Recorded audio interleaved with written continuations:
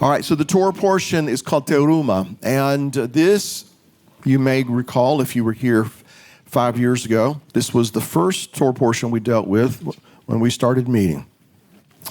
That dawned on me earlier this morning, about 6 o'clock.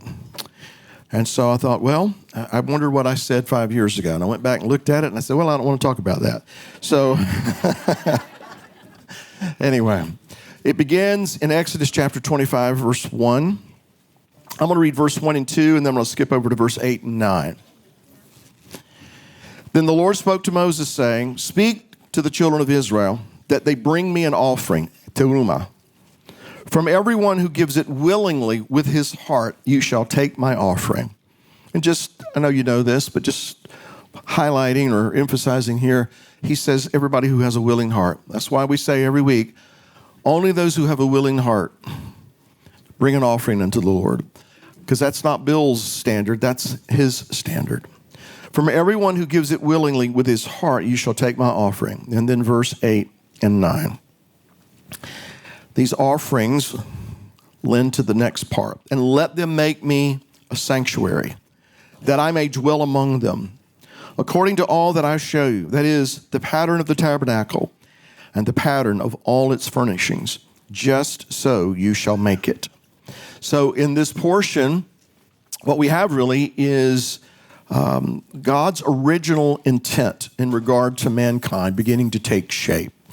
Because from the very beginning, this is something we've talked about a lot before. And by the way, we're going to talk about things we already know today. That's going to be what we do.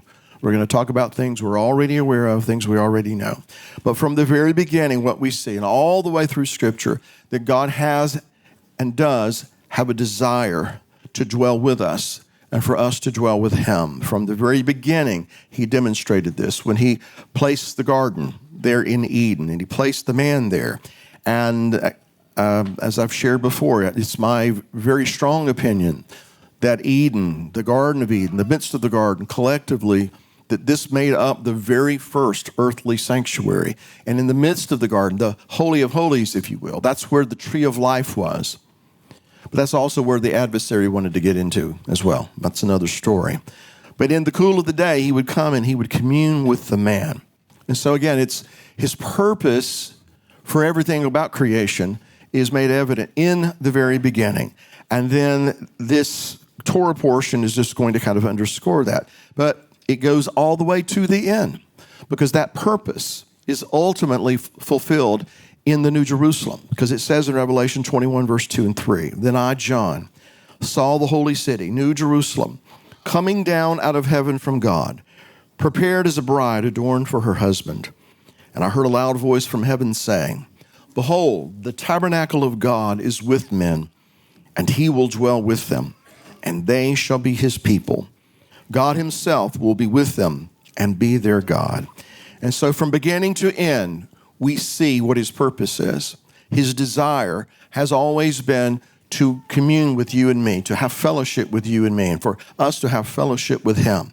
He wants an intimacy with us. And that is translated in this, or that is conveyed in this passage of Scripture that we just read when he said, let them build me a sanctuary that I may dwell among them. But actually that word in Hebrew, shchanti, shin, chaf, nun, tav, yud, reading from right to left, shchanti. It literally means to dwell in them.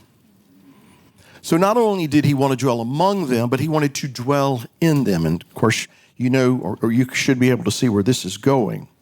And so he wanted that intimate relationship. And it comes from this root word shachan, shin, chaf, nun. It means to dwell inside. That's the whole idea. So I just want us to just for a second kind of meditate upon that he doesn't just want to dwell among us.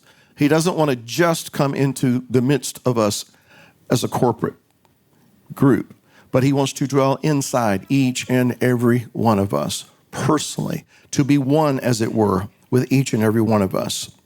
Now, from that same root word, shachan, is the word mishkan. And mishkan is just added the mem to the beginning of that root word. Mishkan is the Hebrew word that is translated as tabernacle or dwelling place. So embedded in the word, or the Hebrew word for tabernacle or dwelling place, is the purpose of that sanctuary. It's not for religious routine and ritual. That's, we can get hung up on those kinds of things and all the blood and guts and gore and all the protocols and all the procedures and all these things. But really the purpose of it, the function, right?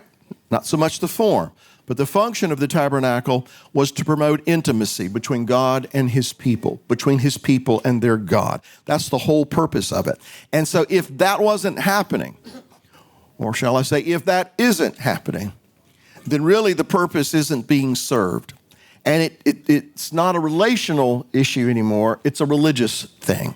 And we don't want the religious thing, do we? We want what he wants. That is the relationship.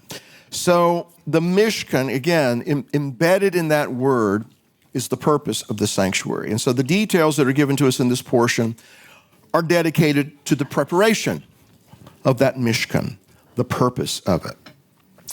And we read that Moses and Israel were to be very careful to follow the pattern that God had established. He said that here, and he said it other places. Be careful that you follow the pattern that I'm going to show you. And so, considering the purpose of the tabernacle, considering its intent, what would happen, potentially anyway, if they were not careful to follow that pattern? What if they tweaked it a little bit? They thought, this might be a little bit better way to do this, or this might be a little bit better way to have that. And so they took it upon themselves to kind of do it their way, not overall, not, the majority of things, but just a little here and there. Wouldn't it be akin to taking the word and adding to and taking away? And what happens when we add to and take away? We corrupt. And so considering the purpose of the tabernacle, God's intent, which goes back to the beginning, and we can see it all the way in the end, to not follow the pattern that he laid before them would potentially, anyway, undermine God's intent. And so that's why he stressed the importance then, and I would suggest that he stresses the importance even today, that we as his people make certain that we follow the blueprint that he's laid before us. That was for the tabernacle itself. It pertained to the components of the tabernacle and how they were to be constructed. Verse 9 of chapter 25, according to all that I show you, that is the pattern of the tabernacle and the pattern of all its furnishings, just so you shall make it. So everything according to God's plan. Even when it was time for it to be erected, all of the coverings and the bars and the screens and the beams and all the furnishing, all those things had been manufactured. Even when it came time to set it up, there was a certain way he wanted it done, according to the pattern. Verse 30 of chapter 26, he says, you shall raise up the tabernacle according to its pattern. And I'm just going to interject this very quickly. The first piece of furniture mentioned in the Torah portion is what? The Ark of the Covenant. What's the first piece of furniture to actually be placed in the tabernacle? The Ark of the Covenant. Why? Because it's the heart of the sanctuary. Everything begins in the heart. We love him with all of our heart, then our soul and mind, and then our strength. So everything has to begin in the heart, and it resonates outwardly. But again, the point was, even how it was erected and the process was according to the pattern. Now, that this pattern was given in a very dramatic setting, a mountain, it's smoking, it's like a furnace. They hear thundering, they hear voices, sounds of shofars, the ground is quaking. Pretty dramatic backdrop to say, do it the way I'm telling you. How many of you had parents that knew how to get your attention when they wanted to make a point?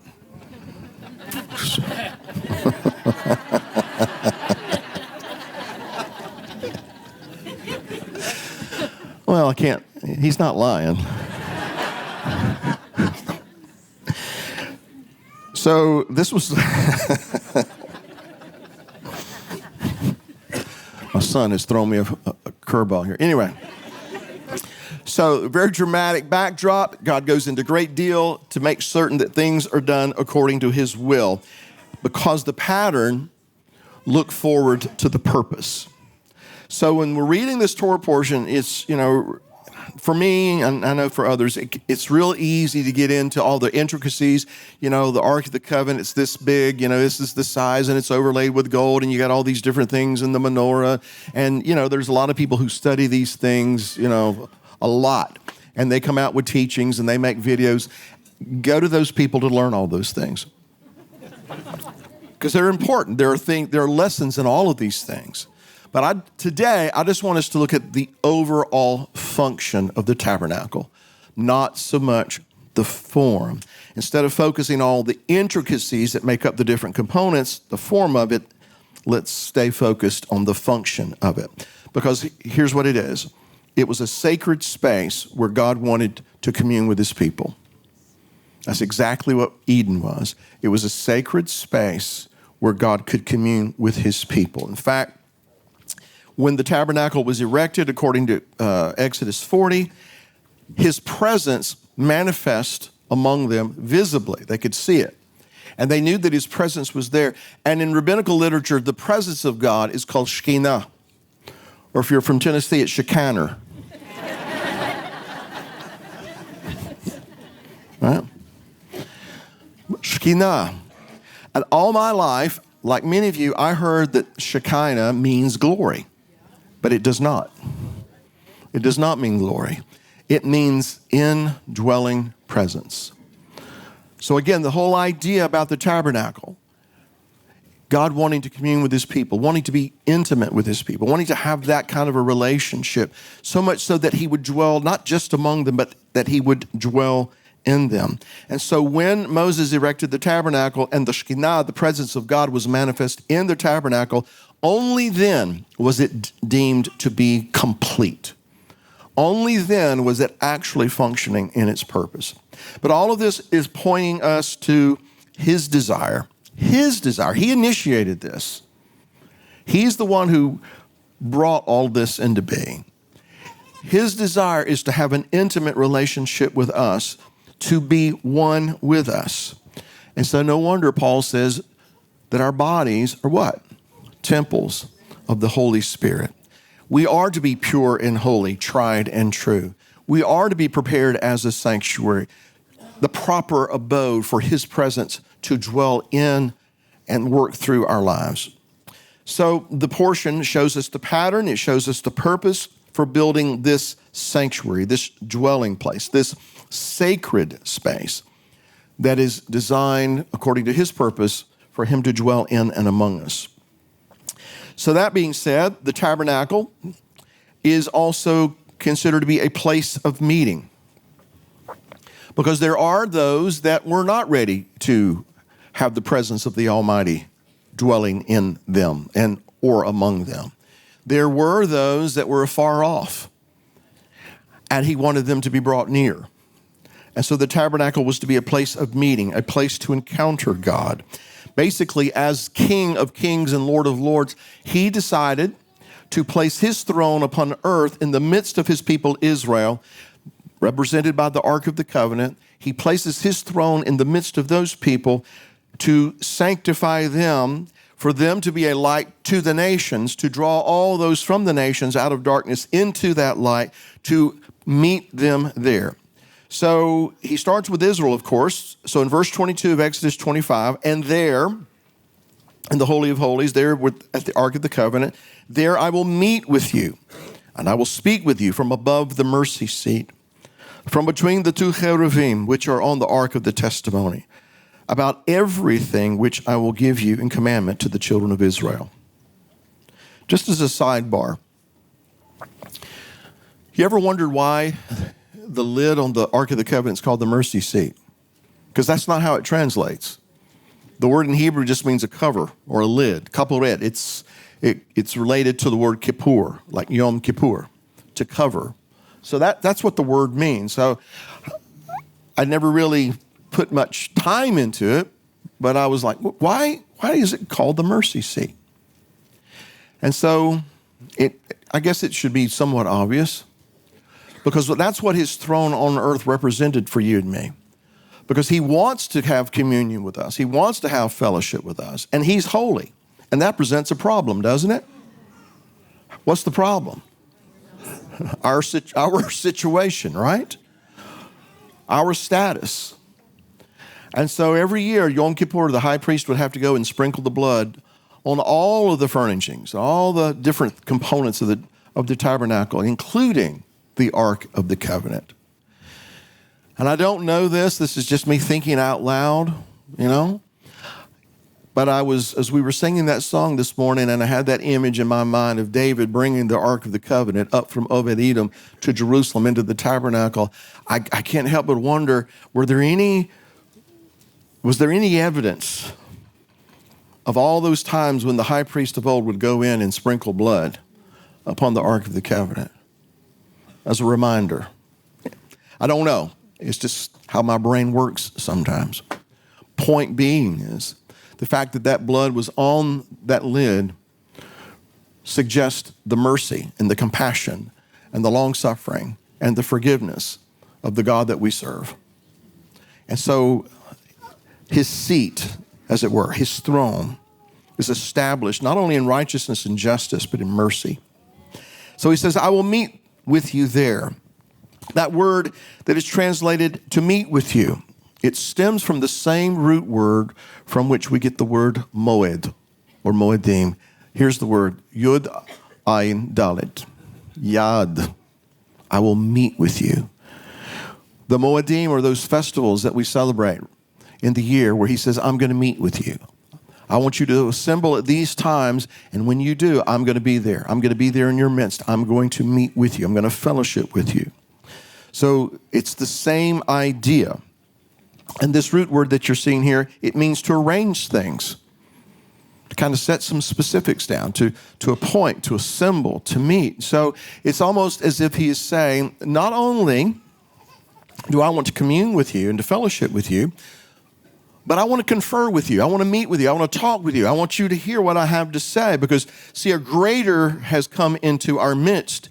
And being lesser, there's much that we need to learn from him. And so we meet with him. In Hebrew thinking, a place like this is supposed to be a Beit Knesset. It's a house of assembling. And the whole idea inferred in assembling is we need to come together to learn, to understand. So it's also called a Beit Midrash, a house of study. We open up the Word, we try to learn more about the Word and apply it to our lives. It's a Beit Tehillah, it's a house of praise. It's a Beit Tefillah, it's a house of prayer. It's all these things. But the greater purpose is so that the Creator can commune in fellowship with us and teach us his ways. Why? So that we can become more like him. Why? So that this intimacy can grow deeper and this fellowship can be sustained. So he says, I want to meet with you. In fact, the tent of meeting, as it was sometimes called, is Ohel Moed, the tent of Moed, coming together. So then, by establishing his presence in their midst, it fulfills his purpose. But for that purpose to be sustained, it meant that the people had to meet with God because he's going to speak to them, through Moses, but he is going to speak to them. And the Lord spoke to Moses saying, speak to the children of Israel and say, relay all these things I'm telling you to the people. I'm teaching them. They need to understand these things because if this relationship is going to grow and thrive, then we're going to have to kind of understand one another. Now, he already understands us. It's we who need to better understand him and to conform to his ways. It's kind of like when you get married, men. No, I'm playing a little. We have to learn about one another, right? And we have to learn how she wants things done. So anyway, couldn't resist. Beth's not there to say filter. Anyway, this is where they would meet so that God could instruct his people in what they were to do, to learn his ways, to stay focused on the purpose. Not to get sidetracked in all the do's and don'ts, but the do's and don'ts are all about focusing on the real purpose here so that we can have fellowship with one another. So many times, and I'll pick on how I grew up in the Pentecostal church. So much emphasis was placed on you can't go there and you can't do this and you need to do that. And, you know, we've seen that in the Messianic movement. You have to have this and you can't do that. And so many times we get so focused on those things that we forget the ultimate purpose for being here. To commune and to fellowship with Him and to commune with one another, right?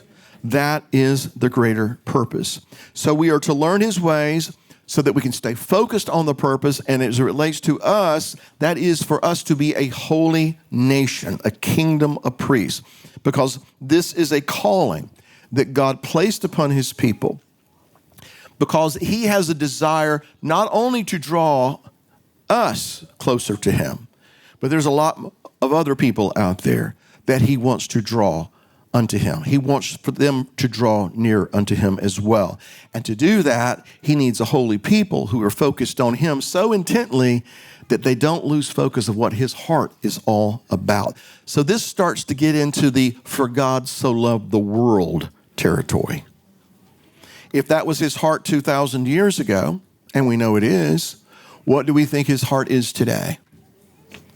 To measure how long your tzitzit are? To read labels in the grocery store? It takes you 6 hours to go shopping because I got to make sure I'm not putting those things down. But is that His focus? Or is His focus that we be one with Him, that we be authentic and faithful representatives of who and what He is, that we can be that light that is shining in the midst of darkness, because for God so loved the world. Isn't that right? He loved the world so much that one day in the book of Acts, He took Philip and transported him out in the middle of somewhere, just so he could meet this Ethiopian guy who just happened to be reading Isaiah chapter 53. That's how concerned He is for people. I'm going to relate this story that Brad used to share so many times. I remember him, he's told me this, and I heard him tell groups this, that there was he wanted to pave his driveway, and it had been gravel or something, or it just needed to be resurfaced or something. But anyway, he spent a lot of money to have this driveway paved. And so after everything had kind of dried and cured, he was all excited about it, and he was out there. He said he took off his shoes and was walking around on it. Brad liked to prance. You remember? He'd kind of prance around, I could just see him, just doing all that kind of thing, And he said, all of a sudden, I see something in the middle of my driveway. And he's like, what is that? And he walked over and he said there was this little flower that had broken through the pavement to get to the sun. That this little delicate plant was so desperate to make contact with the sun that it broke through all this asphalt. There's a lot in that right there. Amen? So then, the heart of God is revealed in "for God so loved the world." He's not willing that any should perish, but that all should come to repentance and enjoy fellowship with Him. So here's what I'm getting at. The God of Israel is the God of relationship. Amen. He is the God of relationship. I don't know, months ago, but we had a previous discussion sometime back about the etymology of the word for grace. In Hebrew, chen. It's chet nun. A lot of Hebrew this morning, I know. Chen, grace. And this word stems from the idea of one who is greater pitching his tent and then inviting someone who is lesser to come alongside him and pitch their tent next to him, with the idea that the lesser is going to learn from the greater, and the greater is going to bestow upon the lesser that grace and that understanding and blessing and benefit and teaching and all the things that the lesser needs to know to try to emulate the characteristics of the greater. So he pitches his tent, and he invites us to pitch our tent next to him. And in so doing, here's what happens. He elevates that person from being the lesser to greater, because they are being taught his ways. They're being taught a better way through grace. In fact, not only are they being taught, but the idea is that as they grow and as they begin to emulate his characteristics and attributes, and they begin to transform their way of thinking and their lifestyle to match his, then it's not only going to benefit them, but it's going to benefit others that they come in contact with.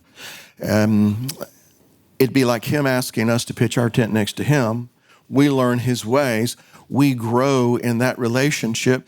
And then every once in a while, we see someone who is lesser, as it were, and we invite them to come pitch their tent next to us. Why? So that what he initiated in us can be propagated in them.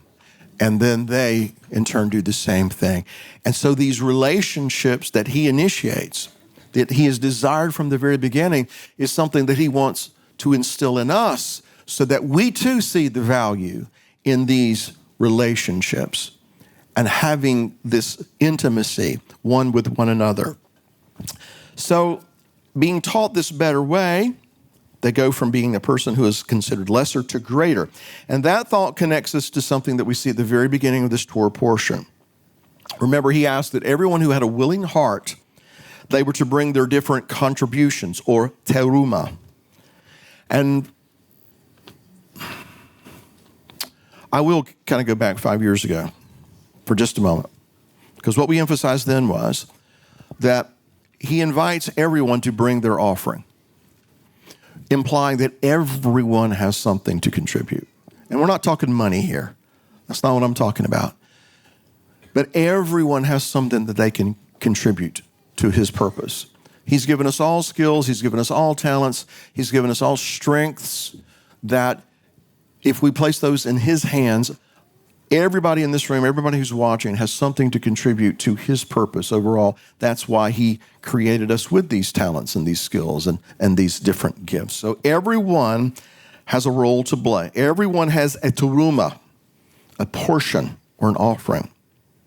And so again, we're not talking about money. Let's look beyond that. Yeah, we have to have money to do this, that, and the other. I get it. But everyone has something to offer for the greater good. The word teruma comes from the root word that means to uplift. Something that is lifted off, it's separated, it's a portion, it's an offering. But the idea here is that something is elevated. Something, if you had a skin, you had a goat skin, because he said, bring some goat skins, we're going to build this tabernacle. So you bring your goat skin. Well, before it was given to his purpose, it was just a goat skin. But once it's given to his purpose, it is elevated to a higher purpose. All that gold that they collected and all that silver they collected from the Egyptians when they took the spoils of Egypt out with them, I dare say that some of that was given in contribution to the building of the tabernacle. Well, before it was just a piece of gold or a piece of silver, but when it was dedicated to his purpose, it was elevated to a higher purpose. And so my skill, my talent, your skill, your talent out there in the world, yeah, it might put bread on the table. It might put a roof on our head, and that's great and that's wonderful. By the way, that's a blessing from him.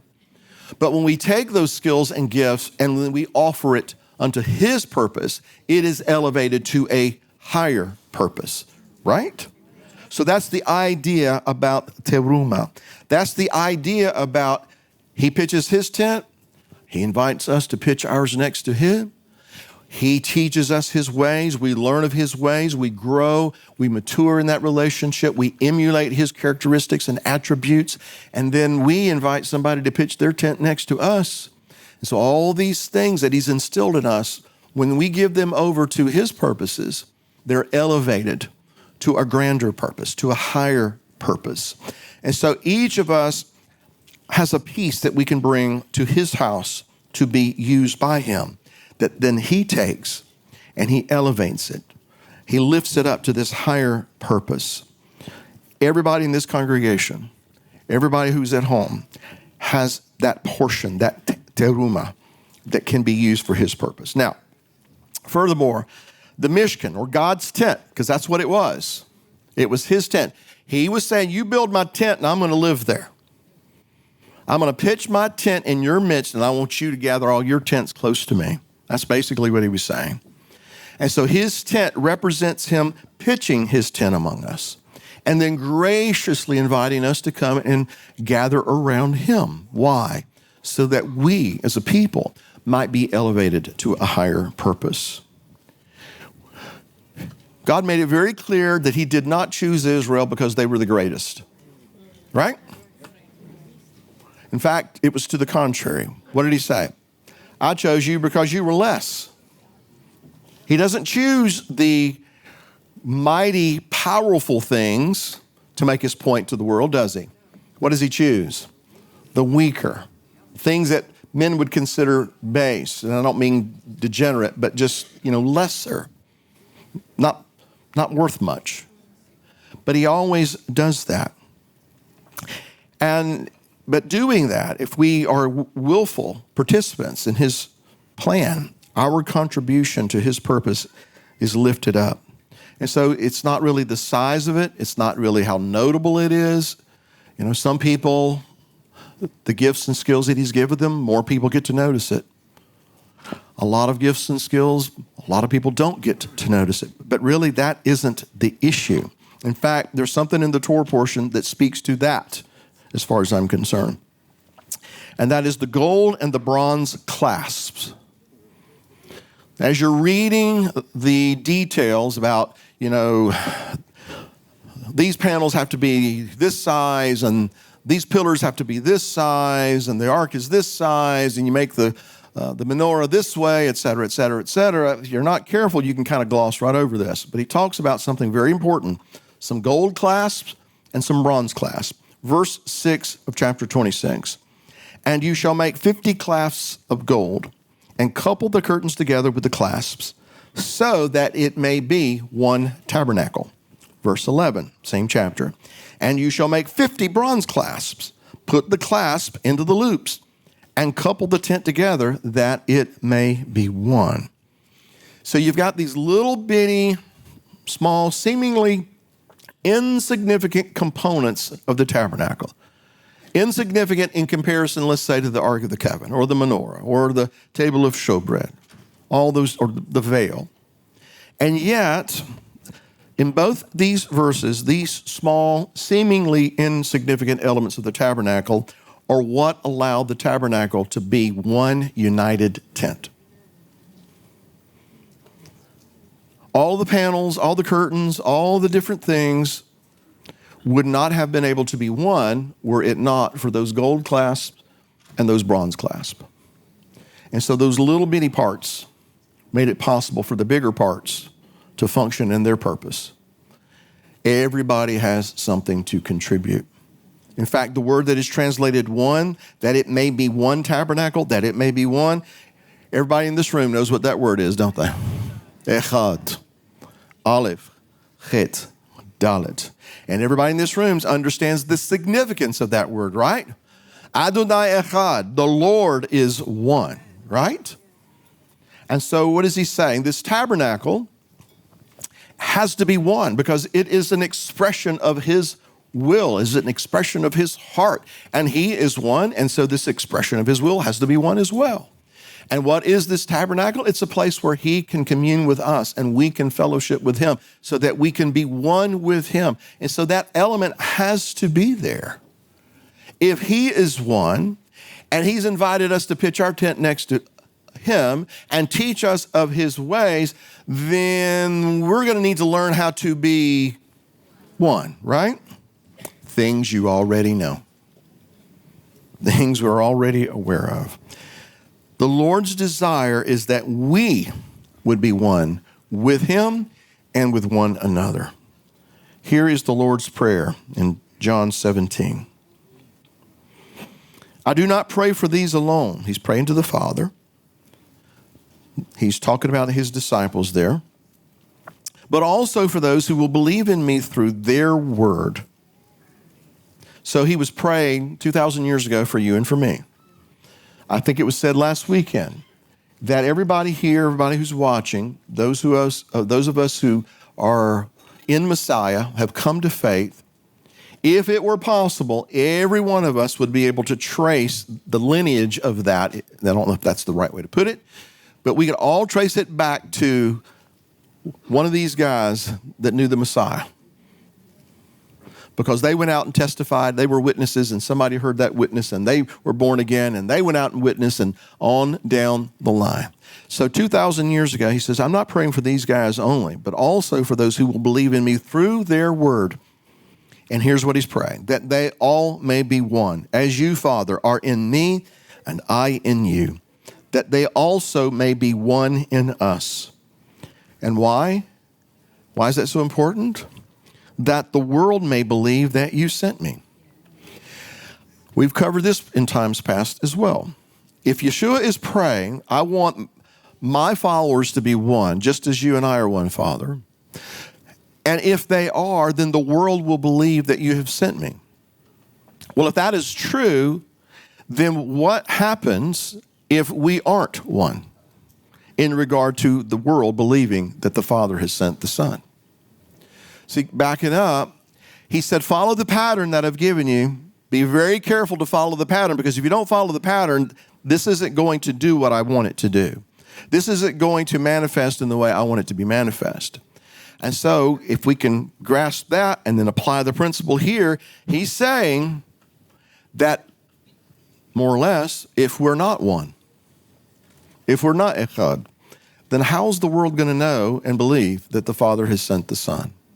Now, let me ask you a question. At large, do you think the world believes that the Father has sent the Son?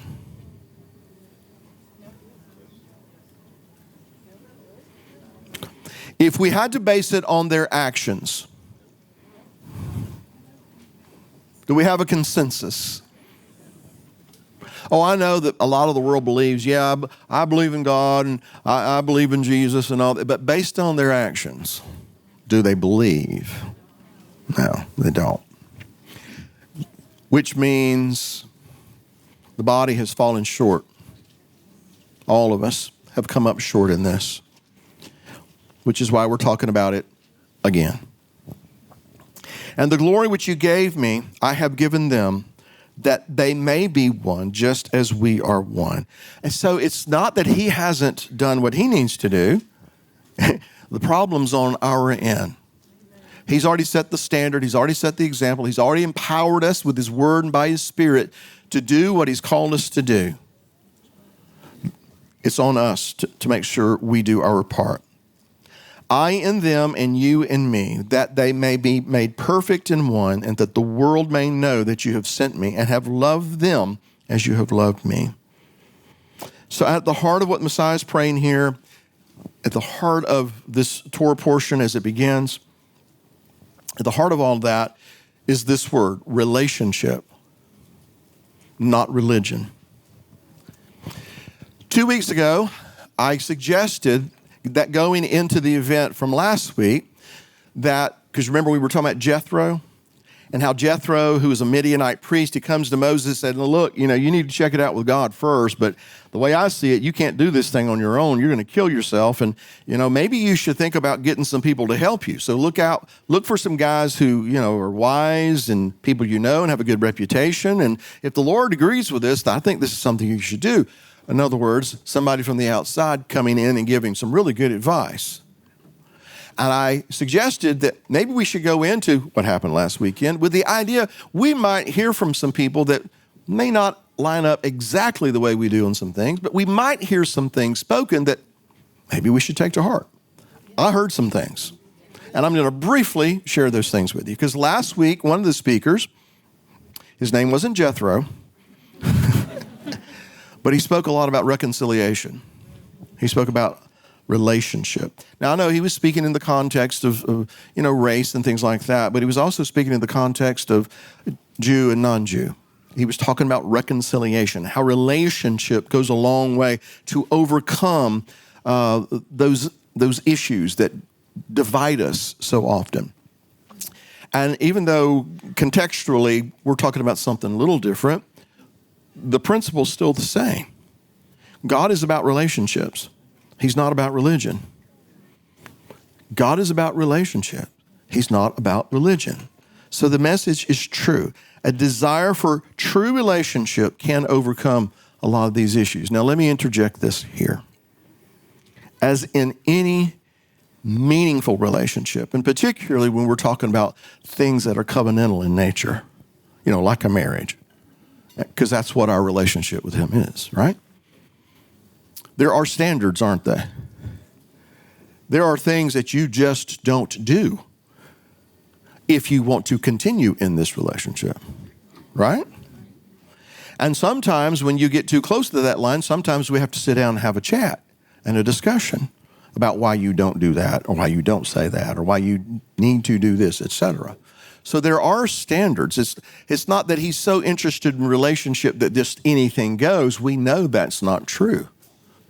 And so that same principle applies to us. We're supposed to be one, but that doesn't mean that we're of a people and of a mind that just anything goes. There are standards. There are boundaries. And not arbitrary man-conceived boundaries and standards, but those that we inherit from him, those that we discern from him. But anyway, he is very desirous to have a relationship with us. So in Ephesians chapter 2, verse 11, Paul is talking to the Ephesians here. Therefore, remember that you once Gentiles in the flesh. Well, if you were once a Gentile in the flesh, I don't think you are again. You're not that anymore. Who are called uncircumcision by what is called the circumcision made in the flesh by hands, that at that time you were without Messiah. So when you were without Messiah, you're a Gentile in the flesh. You were aliens from the commonwealth of Israel and strangers from the covenants of promise, having no hope and without God in the world. In other words, you were toast. But now in Messiah Yeshua, you who once were far off, because that tabernacle was there as a place where he would meet with his people, teach them his ways, and part of that meeting and that relationship was that they would be a light to others who were afar off, that he wanted to draw near unto him. So we see that principle being conveyed to us here. That at that time, you had no hope and you were without God in the world, but now in Messiah Yeshua, you who once were far off have been brought near by the blood of the Messiah. For he himself is our peace. There's that Greek term there is related to the word that is connected to the kaparet, the mercy seat. Who has made both one. Reconciliation, relationship. Because he wanted to bring this about, he broke down the middle wall of separation, having abolished in his flesh the enmity, that is the law of commandments contained in ordinances, that is dogma, man-made dogma, the things that we conjure, things that we dream up, things that we write up that tend to divide and separate. He's not talking about the Torah. He's talking about all the stuff that men added to, and then they took away, and they made their own standards, and those things that kept people apart. Those are the things that he abolished, so as to create in himself one new man from the two, thus making peace, and that he might reconcile them both to God in how many bodies? Through the cross, thereby putting to death the enmity, the hostility, the war. And he came and he preached peace to you who were far off and to those who were near. For through him we both have access by one Spirit to the Father. Things we know. Things I need to be reminded of. How about you? Things that we need to be reminded of. Because the world and life can make it too easy for us to just get focused on self. Another one of the speakers last week, he said something that really registered with me. And I'm going to kind of paraphrase it and put it into my own words, so to speak, to make my point. But he was talking about how God's relationship with us started when we were a piece of dust. I don't know if you remember that or not. But his relationship with us started when we were just a little speck of dust. And when he first encountered me, I was just a little nothing piece of dust, insignificant. But thankfully, he was able to see beyond that. Well, there was an old song way back now. He looked beyond my faults and saw my knees. He looked beyond that, and he saw what was going on in my heart. And so in that same way of thinking, even though I was just a mere speck of dust, nothing to speak of, he was able to look beyond that. And by his Spirit, by his word, and his commitment to have a relationship, all of us who started out as dust, now we're alive. We're a living soul, a living being, a living nephesh. All of us walking around with the very breath of God breathed into this house of dust. And it causes it to live, because that's how desirous he is to have a relationship with you and me. How eager are we to have that kind of relationship with him? That's what obedience seems to tell and demonstrate. So you and I were elevated from mere dust to a living soul, capable of emulating his character, capable of emulating his attributes, one of which is defined as echad. If he's echad, we're supposed to be echad. And he's given us the ability by his Spirit and through his word and by example to show you how it's done. And so he's not asking us to do something that it's impossible for us to do or that we're incapable of doing. Yes, in and of ourselves we are, but not when we are filled with his Spirit and full of his word. And so if he is one, it is incumbent upon us to be one as well, with him and with each other. And it doesn't matter if our role is small or great. Let me say this real quick too.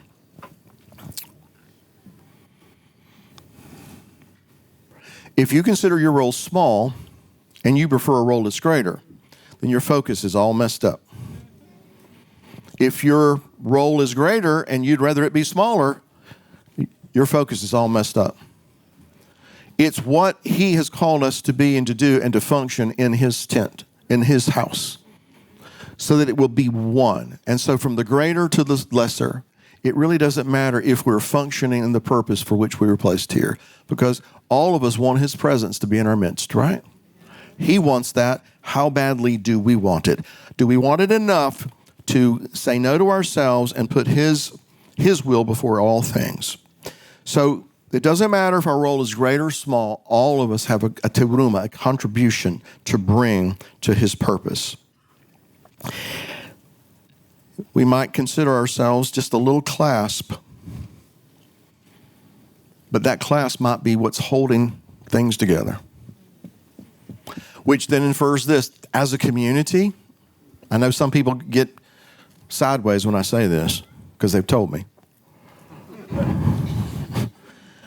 As a community, we're only going to be as strong as our weakest clasp. Right? Which amplifies the need for all of us to do our part and to follow the pattern that God has given to us. And part of that pattern, we understand, is that there are many components and not all of them are the same. Not all of them are equal. I'm so sick of that word, equality. I am sick of it. Can I just... I am. I'm just sick of that word. I am sick of it. There are some things that just aren't equal. You know, ladies, by and large, y'all are prettier than men. I am glad that God did not make y'all equal in that respect. I really am.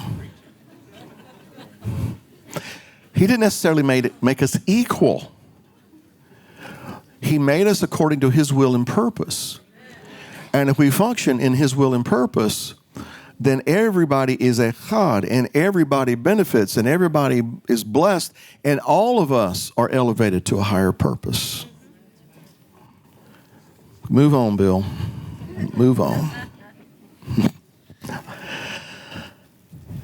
In the Torah portion, we see that some were shown the pattern, and then they were directed to share it with the people.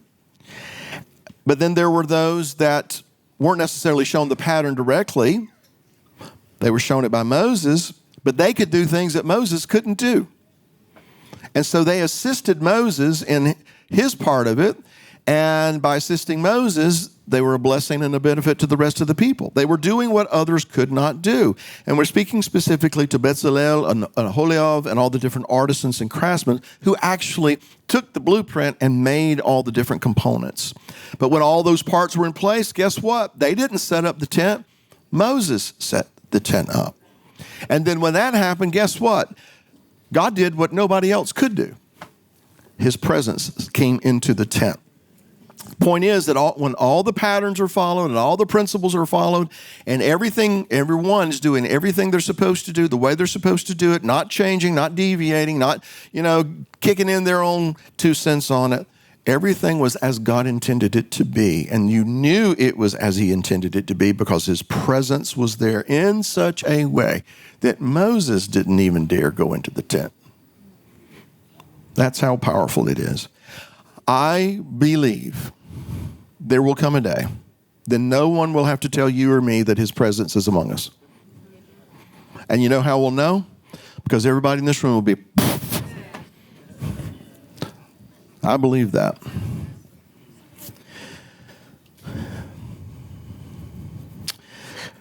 Compare that attention to detail, to do everything exactly the way God wanted it done, to what happened later.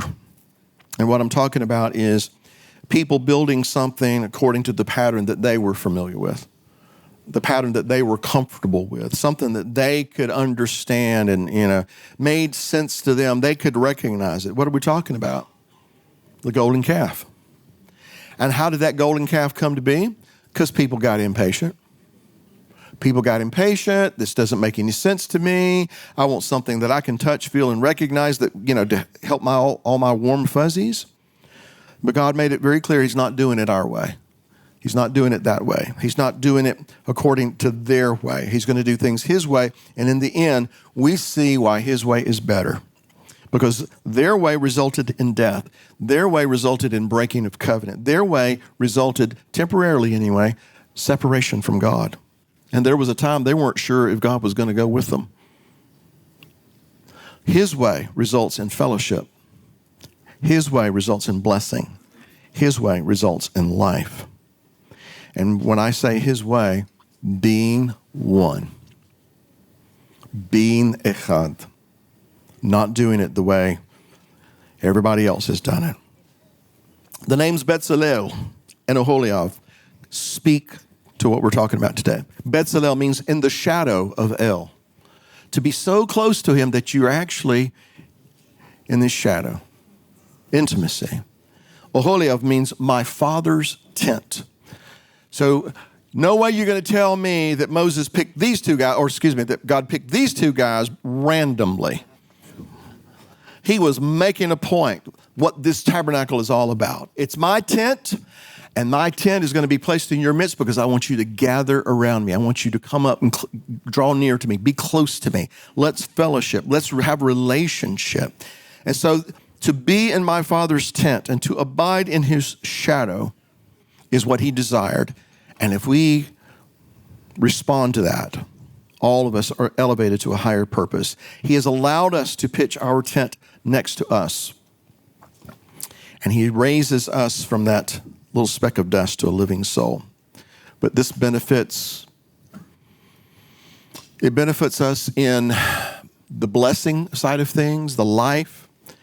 There are other blessings as well. Psalm 91. You knew I was going to go there. Verse 1, he who dwells in the secret place of the Most High shall abide under the shadow of the Almighty. I will say of the Lord, he is my refuge and my fortress. My God, in him I will trust. Surely he shall deliver you from the snare of the fowler and from the perilous pestilence. He shall cover you with his feathers, and under his wings you shall take refuge. His truth shall be your shield and your buckler. His truth. Not her truth, not my truth, not their truth. Because I hear that terminology a lot these days. By the way, number 2, I'm sick of hearing that. His truth shall be your shield and buckler.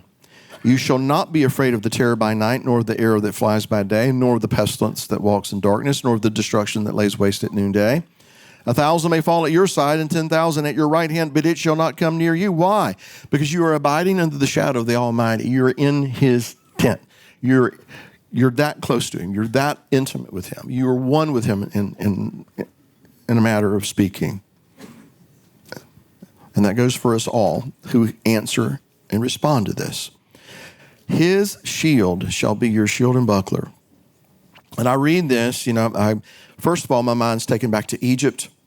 They're in their homes. The blood is on the doorposts and lintel of the home. There's screams in the night, and the destroyer is going through the land. And 1,000 are falling over here, 10,000 over there, but it doesn't come into their home because they're abiding under the shadow of the Almighty. In fact, he says, he shall cover you with his feathers, because Passover, the whole idea behind that is he passes over his people to shield and to protect them from the destroyer who's going through the land.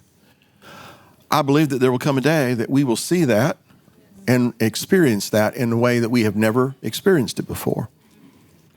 And we need to remember that it is his truth that will be our shield and our buckler. And that's what we need to stand on. And we need to be one in that respect. It's only possible to experience these benefits if we are in a proper relationship with him. If we are faithful to abide according to the purpose that he intends. And so I'm almost done, but I do want to say a few things here that you already know. He will not long abide dissension, strife, contention, all these destructive elements. He might put up with it for a little while, but after a while he says, enough of that.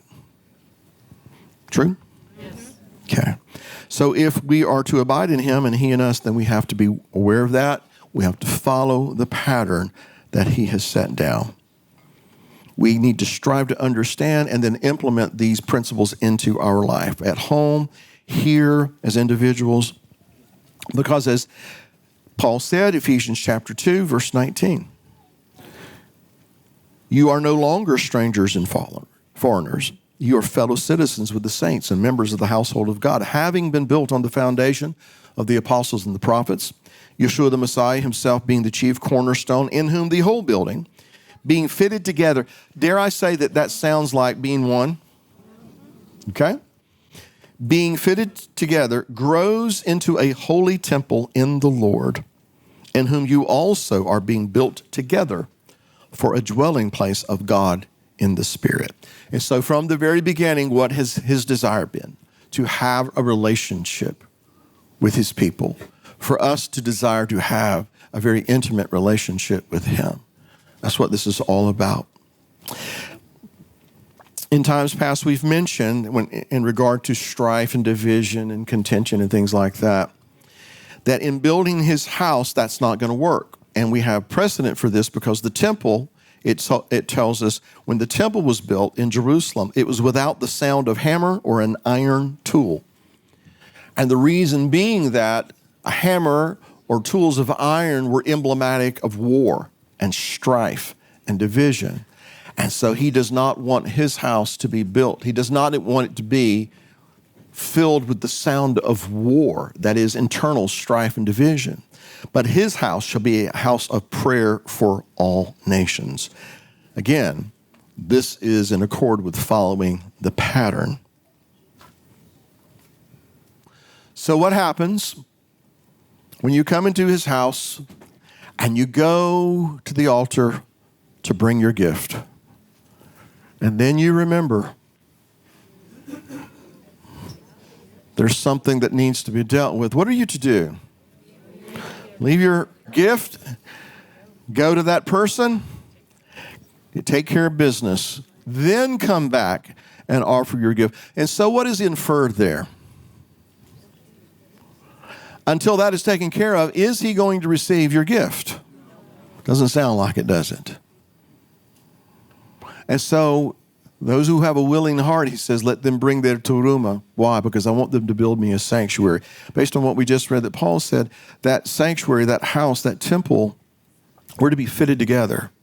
And Messiah has given us the standard by which to build. He's the chief cornerstone. He's set the standard about how we are to do things, how we're not to do certain things.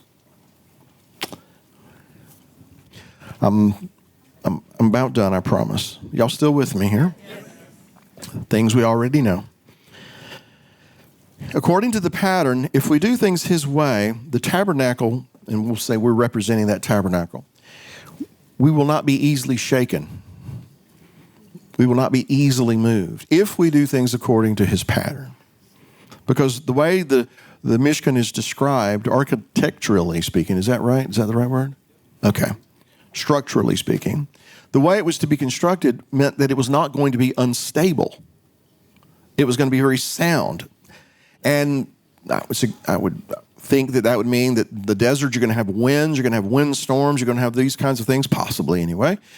But the point is it would be stable in any circumstance. Now, it also occurs to me that he could have miraculously sustained it. They could have just threw some stuff up and he said, oh, I'll take care of it. But he didn't do that. He said, you need to do your part, and you need to do it the right way. I would even use this word. You need to do it with excellence. You need to do it the best you can. There's a lot of other scripture here that tells us that he will bless the work of our hands, but he expects our hands to work. He expects us to play our role, do our part, do the things that we can do, and then he does what nobody can do. Would you agree with that? All right? So, again, he could have sustained it supernaturally. He could have upheld that tabernacle through miraculous means. But no, he said, you do your part. You do your part. He gave them wisdom. He gave them people who had wisdom to do certain things, to do it with excellence, to make it to be everything he wanted it to be. And then when everybody had done what they could do, then his presence was there to do what only he could do, which was the evidence that we followed the pattern. Just kind of like Noah building the ark. He told him to do it a certain way. It's got to be this long, this high. Put a window here. You make it this way. You use this wood. Put the pitch inside and out. And if Moses is just like, I'm going to cut corners, what happens? There's no such thing as human beings now, right? If we follow the pattern, the house will stand. If we humble ourselves and do as he has instructed us to do, he will dwell among us and he will be our refuge. The Lord places a premium on relationships. Him with us with him, you and I with one another. And that's going to be very important for us to keep in mind in the days ahead. You know, if you've been here for 5 years, we've been through a lot. If you're here 5 years from now, chances are we will have been through more. All right? That's just the way it is. It's always going to be that until Messiah comes and makes everything perfect, right? Through what we've been through what we will go through, we need to keep in mind that he puts a premium on relationships. Sound relationships that are based on truth, things that are based on virtue, things that are based on what's pure, what's holy. He puts a premium on relationships. And so the day is coming, maybe sooner rather than later, then the mavericks who are out there doing their own thing aren't going to make it. They're not. And you know why? Because they don't have the kinds of relationships that God himself condones. Oh, I have a relationship with him. How about everybody else? How about the people of God? It's going to be very important.